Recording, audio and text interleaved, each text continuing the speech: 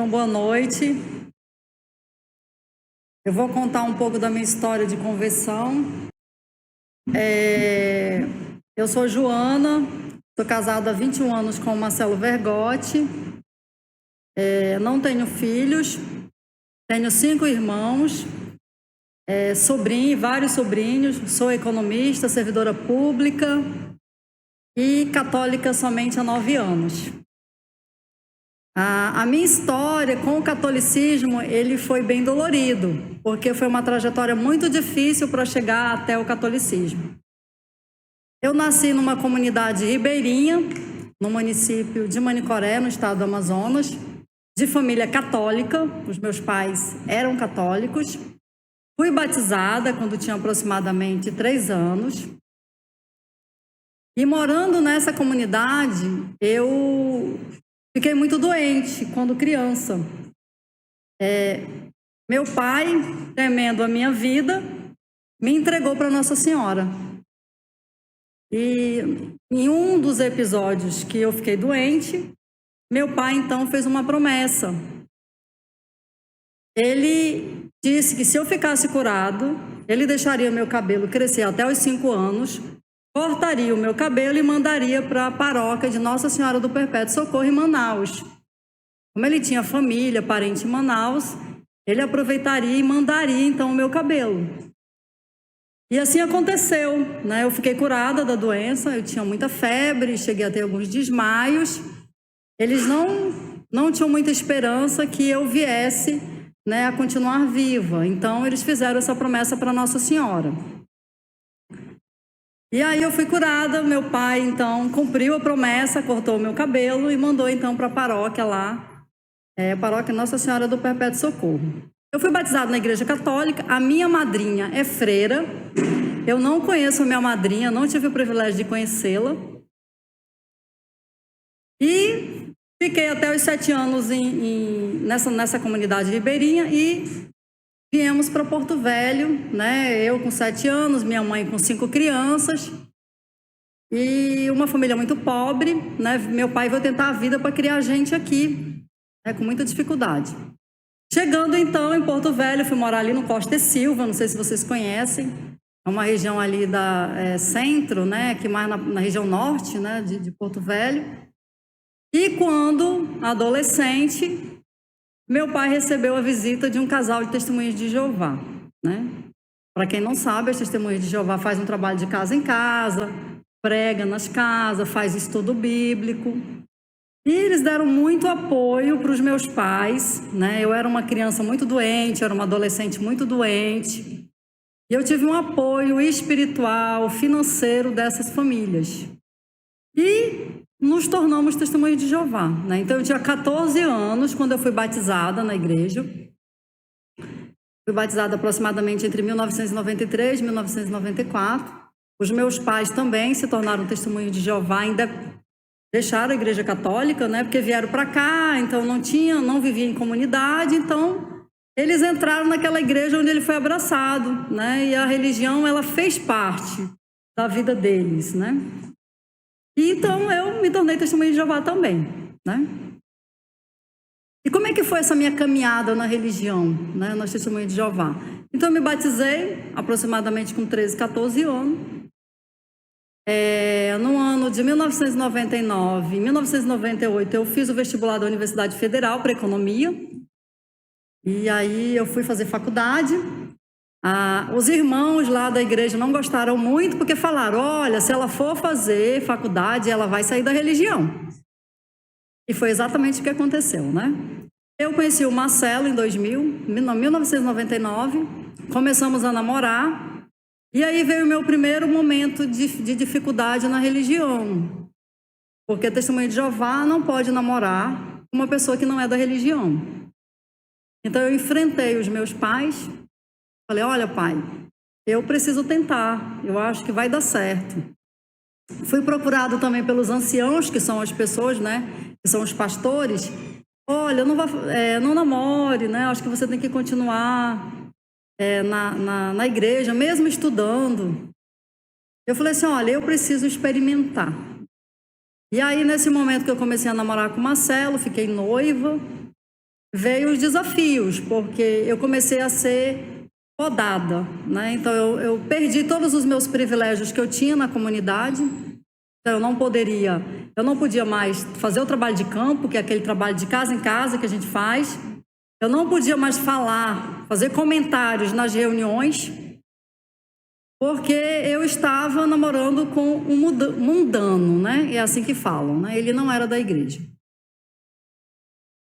E aí casamos em 2001, e aí eu voltei então a ter os meus privilégios, porque eu não estava mais numa condição de mundanismo, porque eu estava casada. Então, eles reconhecem o casamento civil como um casamento. Então, eu voltei então a integrar a comunidade.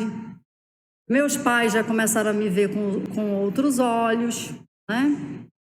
E aí, ia de vez em quando na igreja, né? De vez em quando nas Testemunhas de Jeová. E aí, no ano de 2008, eu comecei a ter pequenos sintomas de ansiedade, muita ansiedade. Eu tinha enjoo, né? Eu tinha vômito, eu tinha muita dor no corpo, eu tinha medo de sair de casa. E como eu trabalhava, né? Eu ingressei numa carreira pública, eu tive que fazer uma viagem para Brasília, fui a trabalho. E como eu estava numa fase muito difícil, né, de medo, de ansiedade, eu comecei a ter medo de andar de avião. E aí, nesse voo que eu estava indo, nós passamos por uma turbulência. E aí eu fiquei com muito medo de voltar, né? Então, eu fiquei uma semana a trabalho e na volta eu não consegui embarcar, né? Então, eu tive a minha mala, eu despachei a mala, mas quando eu coloquei o pé na porta do avião, eu não consegui entrar.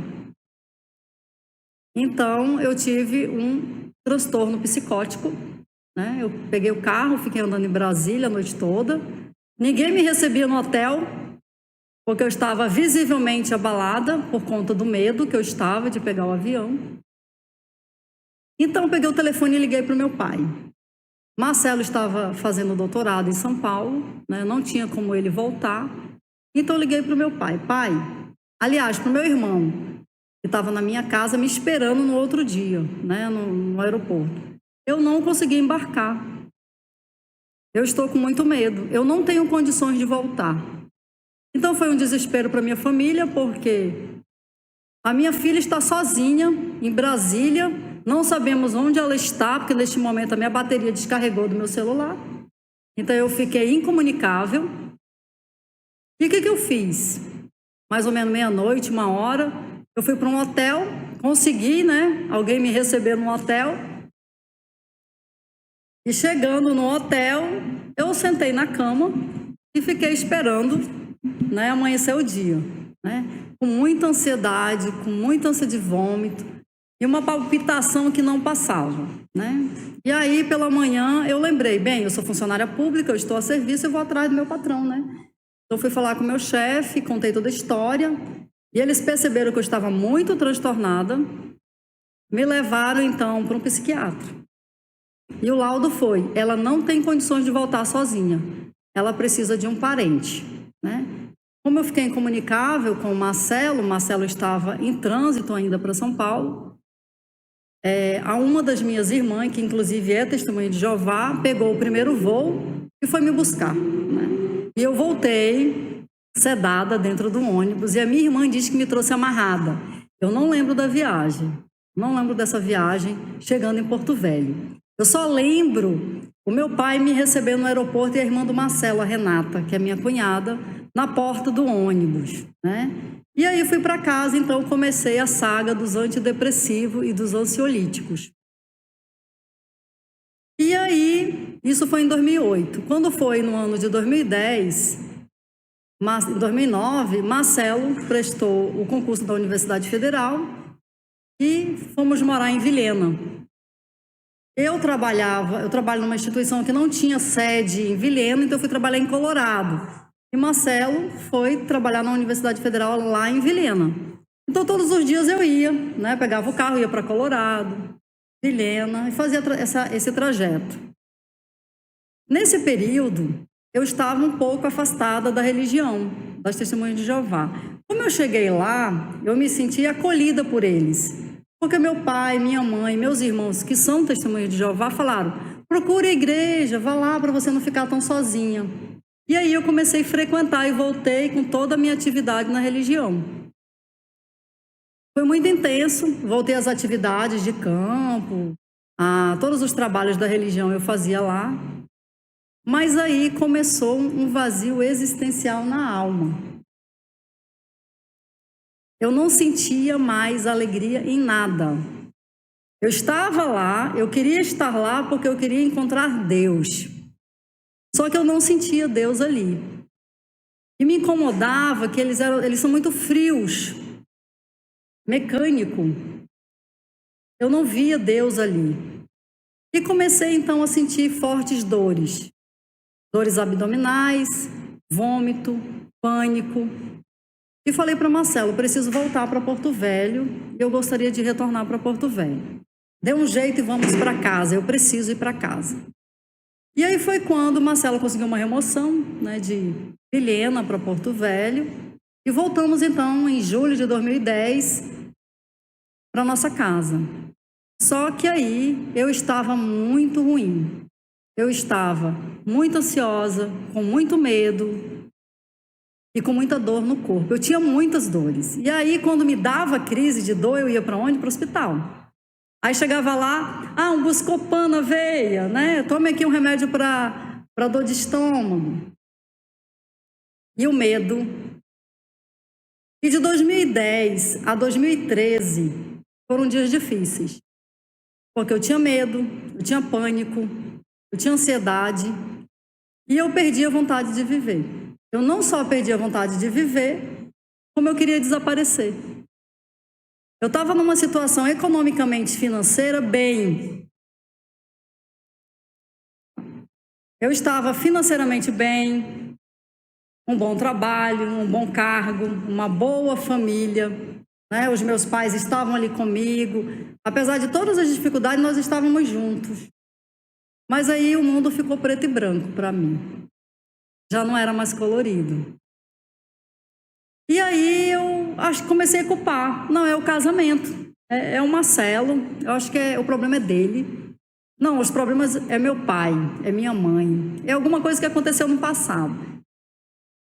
Mas aí foi se intensificando e eu parei de comer, né? Eu não tinha mais vontade de comer. Eu tinha minha rotina normal. Eu ia para o trabalho. Só que, sinceramente, eu chegava do trabalho e eu começava a chorar. Eu chorava todos os dias. Eu chorava todos os dias. E aí eu perdi o sono, comecei a ter insônia, né? Então, e neste momento, no ano de 2010, 2011, eu cheguei para os meus pais e falei assim: eu não quero mais estar na religião, eu não quero mais ser testemunha de Jeová. Eu não acredito mais em Deus. Deus não existe. E eu comecei, então, a passar por um ateísmo. Não, eu não quero mais saber de Deus, eu não quero mais a religião. Peguei todas as minhas coisas que eu tinha da religião, todos os meus livros, toda a minha Bíblia, todo o material que eu tinha, encaixotei e levei para a casa do meu pai. Eu não quero mais ser testemunha de Jeová. Tinha uma amiga, né, e aí ela foi na minha casa, que era uma pessoa que me dava os estudos bíblicos. Joana, não faça isso, você precisa de Deus. Não, eu não quero saber de Deus, eu não acredito em Deus. E aí foi de 2010 a 2013.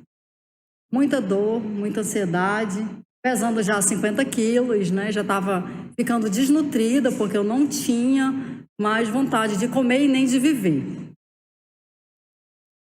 E aí, nessa minha busca médica, porque eu ia no médico, todo mundo falava assim: o seu problema é falta de fazer fotografia, uma terapia.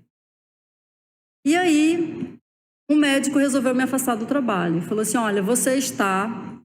Quando foi de 2012, em dezembro de 2012, eu tive uma crise muito forte de ansiedade. Eu não conseguia mais pegar... Se eu pegasse a chave do carro, eu ficava com ânsia de vômito. Eu não conseguia mais abrir a porta da minha casa. Eu já estava ficando incapacitada para o trabalho. Então, o meu médico resolveu me afastar. Falou assim: olha, eu vou afastar você por 45 dias. e nós vamos fazer um tratamento com você. Então tá bom, vamos lá, vamos fazer esse tratamento. Você vai fazer um acompanhamento com o psicólogo e com o psiquiatra. Primeira sessão da psicóloga. Na primeira conversa, ela só disse assim: o seu problema é a ausência de Deus. E eu já assim, eu detestava falar de Deus. Tanto é que no meu trabalho, quando as pessoas falavam graças a Deus, me incomodavam. Eu falava assim: Deus não existe, para com isso é coisa da cabeça de vocês. Deus não está nem aí pra gente. E aí ela me passou uma tarefa. Gente, eu ia imprimir para mostrar para vocês a tarefa que eu tenho até hoje guardada no meu computador. Mas faltou energia, né? Então eu não consegui imprimir. Tinha lá, faça leituras da Bíblia. Só que eu não tinha mais a Bíblia. E aí tá. Olha, agora você vai procurar um psiquiatra, você vai procurar fazer pilates, você vai para uma nutricionista, porque você precisa se recuperar. E aí fui encaminhada por um psiquiatra, e por indicação da cunhada de Marcelo, que é minha amiga, que me ajudou também nessa caminhada, doutor Henrique. Quando eu abri a porta do consultório, imagem de Nossa Senhora, né? Aí eu já falei assim: como é que pode? Um psiquiatra que acredita em imagem de Nossa Senhora. Então, comecei o tratamento com ele, né? Com muito ansiolítico, com muito antidepressivo. Eu tomava um antidepressivo que eu colocava 7 horas da noite embaixo da língua e eu acordava no outro dia 10 horas da manhã. Então, eu não via à noite. Eu era como assim anestesiada da dor, né? Porque eu tinha muita dor. E essa anestesia me deixava um pouco insensível. Cada sessão que eu ia no psicólogo era traumático para mim. Então, todas as vezes que eu sentava com a psicóloga, falava para ela tudo que eu estava sentindo, eu sentia muita dor no corpo. Todas as vezes eu tinha que tomar Buscopan. Quando eu não aguentava, aí eu tomava o Rivotril. Colocava umas gotinhas de Rivotril e dormia, para poder a dor passar. Neste momento, como é que estava a minha relação com a minha família? Estava um pouco fragilizada, porque a minha família achava que era culpa do meu esposo, porque a culpa era minha. Então, não tinha uma boa relação com a família. E também porque eu tinha abandonado, né, a religião por um tempo. E eu estava ali como testemunha de Jeová inativa. Era uma testemunha de Jeová, mas não frequentava. Então, estava com a questão familiar bem sensível. Então, lá no início de 2013, mais ou menos fevereiro, eu fui para uma sessão que foi muito difícil, com a psicóloga. Nesse dia, eu chorei muito, senti muita dor, não tinha condição mais de dirigir, Marcela que me deixava na psicóloga e depois me pegava. Nesse dia, eu estava tão aborrecida que eu peguei a minha garrafinha com água, saí e fui a pé para casa. Eu lembro que eu passei no trabalho da minha irmã antes, conversei com ela, chorei muito e fui para casa. O interessante é que lá em casa, estava morando com a gente o meu cunhado, super católico, devoto de Nossa Senhora, e todo domingo ele ia para a missa. E nesse dia que eu estava com tanta dor, com tanta ansiedade, com tanto desespero, muitas vezes eu pensei em arrumar a minha mala e pegar um ônibus da Eucatu e desaparecer. Então nesse dia eu cheguei para Marcelo, do nada, e disse assim: me leve numa missa. Eu pedi para me levar numa missa. E o irmão dele frequentava São Luís Gonzaga. E aí eu falei para ele assim: por favor, faça isso por mim, me leve numa missa. Do nada eu falei isso, e aí foi com muita dificuldade, consegui ir no domingo na Santa Missa, lá na São Luís Gonzaga. Eu e Marcelo, né? Chegando na igreja, com muita dor, com muita ânsia de vômito, já pesando 46 quilos, sem vontade de viver. Eu cheguei e já fui com os meus preconceitos. Nossa, uma igreja cheia de imagem, né? São pessoas idólatras. E aí começou a Santa Missa. E aí o evangelho era o filho pródigo. E eu não acreditei que era o filho pródigo. Porque quando eu olhei para o lado, Marcelo também estava chorando. Ele estava chorando muito. E eu também estava chorando muito, porque mexeu comigo aquele evangelho. E a missa continuou. Então veio o padre lá com o pão. E eu olhei para aquele pão. E naquele exato momento eu senti Deus. Naquele exato momento, toda aquela dor, todo aquele sofrimento, ele foi preenchido. Ele desapareceu por algum momento e eu fiquei em êxtase. Chorei muito, porque foi muito dolorido. E fiquei pensando ali na missa. E aí tem um anúncio final, né, na missa, lá o padre falando, olha, venha para a missa, venha participar conosco. Então, quando o padre falou assim, olha, nós temos missa de terça, domingo, venha congregar com a gente, venha participar conosco. E eu estava de licença médica, né, 45 dias de licença. E aí eu falei para o Marcelo, eu nunca esqueci, aqui é o meu lugar. Aqui é o meu lugar, aqui é a minha casa. Eu não quero mais sair daqui. Então, comecei então uma caminhada de ir ao catolicismo. Comecei a frequentar a missa diariamente. Cada missa que eu ia, eu sentia muita dor, eu sentia muita ânsia de vômito. Mas cada missa era como se eu estivesse sendo curada. Como se todas as minhas dores naquele momento estavam sendo curado. E aí, quando fui lá para o mês de maio, os meus pais descobriram que eu estava frequentando a igreja católica. E aí eu recebi um telefonema do meu pai. Minha filha, fiquei sabendo que você começou a frequentar a igreja católica. Você sabe que nós, testemunhas de Jeová, somos contra a igreja católica, por conta das imagens. E aí eu falei para o meu pai, pai, eu quero ser católica. Eu não quero deixar de ser católica. Eu quero ser católica. Minha filha, você sabe o que vai acontecer se você se tornar católica? Você sabe que você vai perder o convívio comigo, com sua mãe e com seus irmãos. Você não vai poder mais conviver conosco. Eu só respondi assim, o que tem lá é muito maior que tudo isso. O que tem lá na igreja é muito maior que o sentimento que eu tenho. Com todo o respeito, com todo o amor, com toda a honra que eu tenho aos meus pais, é muito maior. Então, resolvi oficialmente deixar de ser testemunha de Jeová. Então, em maio de 2013, eu fui desligada oficialmente da igreja. E então, passei por uma trajetória de não ter mais a convivência com os meus pais e nem com os meus irmãos. Né? Os meus pais, hoje a gente já tem uma relação mais tranquila. Até porque eu tenho a obrigação como filha de estar com eles, porque é dever meu, né, como filha. Tenho uma irmã que é testemunha de Jeová, ela ficou grávida, o meu sobrinho já tem mais ou menos 6 anos, eu não conheço meu sobrinho, não a vi grávida, não participei da vida dela, meu cunhado não fala comigo e meu irmão caçula também não. Então eu perdi toda a convivência com a minha família. Mas eu ainda queria algo maior. Eu não queria estar somente na missa, eu queria comungar do corpo e do sangue de Cristo.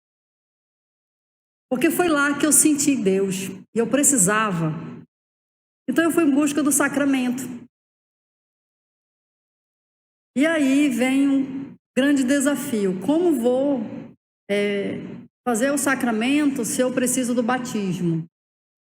E aí eu e Marcelo fizemos o encontro de casais com Cristo na paróquia São Luís Gonzaga, e no ano de 2013, nesse mesmo ano que eu estava afastada, estava de licença médica.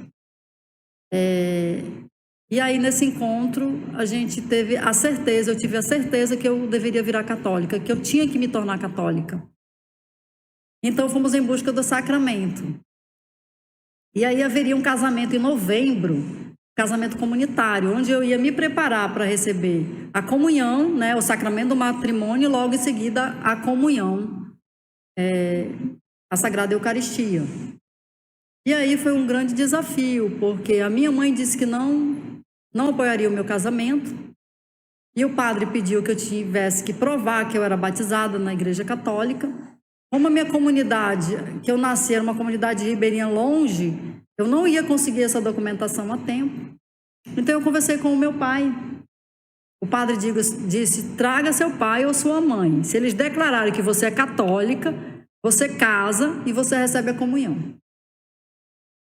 E aí, fui na casa do meu pai, né? Pai, né? Assim com a cara, né? Meio deslavada, deixei de ser testemunha de Jeová, quero ser católica, mas eu quero ser católica mesmo, né? Eu quero receber o sacramento. E aí minha mãe disse, em hipótese alguma você vai casar na igreja. Se depender de mim, você não casa. E aí eu fiquei insistindo. Aí meu pai, se for para sua felicidade, eu vou lá e atesto que você é católica. E aí meu pai, né, foi comigo, fez uma declaração e disse que eu era católica. Então, por conta dessa declaração, eu me casei em 23 de novembro de 2013 na Igreja Católica e recebi pela primeira vez o meu sacramento da Sagrada Eucaristia. E como é que ficou então a minha depressão? Cada missa que eu assistia era uma cura para mim, foi uma cura. Então eu voltei no médico em novembro de 2013 e ele disse para mim, você está curada, você não precisa mais tomar nenhum antidepressivo. Porque eu fui perdendo o medo, fui perdendo a ansiedade, eu perdi o medo, a síndrome do pânico acabou, não tinha mais pânico, conseguia dormir bem, e ele foi desmamando, é assim que eles falam, né? Vai desmamando a medicação. E aí eu tive meu desmame em dezembro, e quando foi em janeiro de 2014, eu fui oficialmente, né? Peguei alta do meu psiquiatra que eu estava curada da depressão. Eu tive uma trajetória de 10 anos de depressão, com muita dor, com muito sofrimento e com muita angústia. Eu só precisei me entregar e ir ao encontro do Nosso Senhor. E lá eu fui curada. Então tem 9 anos que eu não sei o que é essa tristeza, o que é essa dor. Tem 9 anos que eu não sei o que é tomar um antidepressivo. Romper com a família foi muito difícil para mim. Só que eu sempre pensei no algo maior. Porque o que eu encontrei dentro da Igreja Católica, eu tinha os meus pais, tinha o meu casamento, eu tinha casa, eu morava dentro do melhor condomínio fechado de Porto Velho, um bom salário, um bom cargo público, mas eu era triste, infeliz, e para mim era tudo preto e branco. Eu não tinha prazer em nada. E aí eu me vi numa situação que eu estava sem os meus pais, estava sem os meus amigos, só estava eu e Marcelo, mas eu estava feliz. Eu estava dormindo, eu estava recuperando o meu peso. Então era ali que eu tinha que continuar. Era na Igreja Católica que eu tinha que continuar.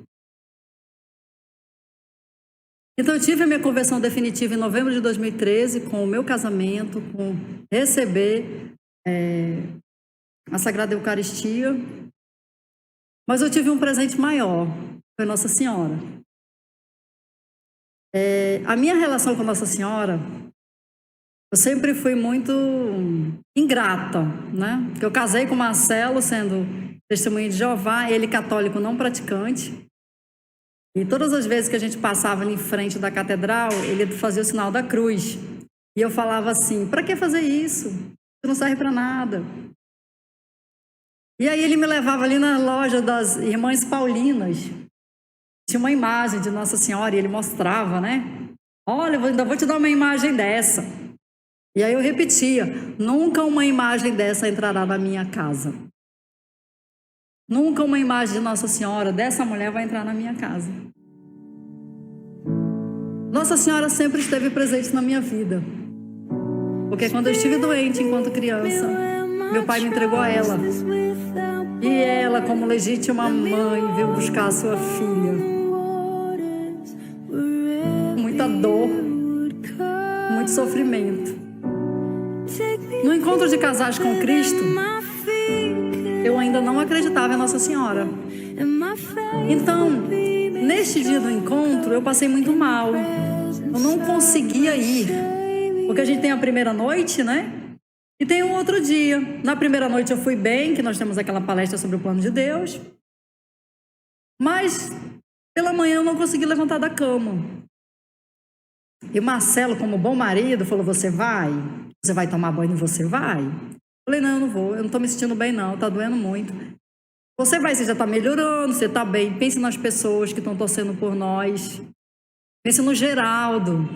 Pense na Nilda. Pense nas pessoas que nos visitaram. Venha, vamos. E aí, eu levantei, tomei um banho, vesti qualquer roupa. Já comecei a sentir ânsia de vômito, comecei a ter diarreia. Tive muita dor, né, pela manhã. E ele falou assim: olha, você tomou seu antidepressivo e nós vamos para o encontro. E aí nós fomos a pé, porque era perto de casa. E ele falou: para você não chegar tão mal lá, nós vamos a pé. E aí nós resolvemos ir a pé.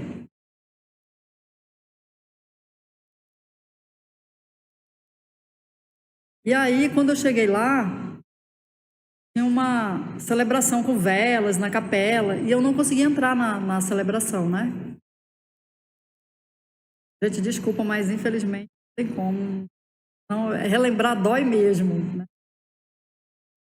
E aí teve uma das palestras, eu estava sentada, e aí começou assim: cubra-me com seu manto de amor. E entrou a Tati e o Armando com a imagem de Nossa Senhora Aparecida. Eu estava sentado bem na frente e eu não acreditei. E eu falei assim: é Nossa Senhora, é Nossa Senhora que está aqui. Eu senti a presença de Nossa Senhora. Quando ela começou a falar sobre o seu testemunho, que tinha sido curada do câncer, eu vi Nossa Senhora nela. Eu vi na Tati Nossa Senhora brilhando. Eu comecei a sentir cheiro de rosas. Eu não tive dúvida de quem era Nossa Senhora. Eu não tive dúvida. E Nossa Senhora também, ela foi responsável pela minha cura, porque eu entrei na igreja, eu saí da depressão, mas eu não conseguia voar. Eu não conseguia pegar o avião, né? Fiz terapia, fiz tudo, não consegui. E aí eu fiz uma promessa para ela: se você deixar, se eu conseguir voar, eu vou no santuário acender uma vela da senhora. E aí, em dezembro de 2018, 10 anos depois, eu consegui pegar um voo para São Paulo de férias e passei em Aparecida para agradecer a nossa mãe pelo privilégio, né, de ela ser tão carinhosa comigo. Eu sempre digo para as pessoas que eu não tenho a minha mãe física todos os dias, né? Nos meus momentos de dores, de sofrimento, mas eu tenho Nossa Senhora.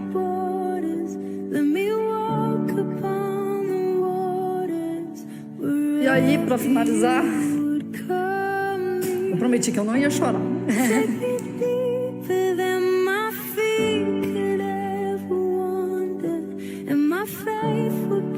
Então eu tive a experiência de sentir o céu quando eu me tornei católica. Eu sei hoje o que é uma pequena fagulha do que é o céu, porque eu tive no inferno quando eu estava com depressão. E aí eu gostaria de parafrasear para vocês um texto que para mim é perfeito. As palavras de São Paulo no livro de Romanos, capítulo 8, versículo 38 e 39. Pois estou convencido de que nem morte, nem vida, nem anjos, nem demônios, nem o presente, nem o futuro, nem quaisquer poderes, nem altura, nem profundidade, nem qualquer outra coisa na criação será capaz de nos separar do amor de Deus que está em Cristo Jesus, nosso Senhor. Então não percam o tempo de estar diante de Jesus Cristo Eucarístico toda a Santa Missa. Entregue suas dores no altar de nosso Senhor. Entregue suas dores a Ele, porque foi por Ele que hoje eu sou católica, por Ele que eu estou viva. Talvez não sei qual seria o meu caminho se eu não tivesse ido a uma Santa Missa. E se Nossa Senhora não tivesse me pego no colo e falado, é aqui que você tem que ficar. Você vai passar por isso, mas é aqui que você tem que ficar. Salve Maria Santíssima e viva Cristo Rei. Gente, boa noite. Obrigada por acessar esse conteúdo. Não esqueça de deixar seu like para dar aquela força ao canal.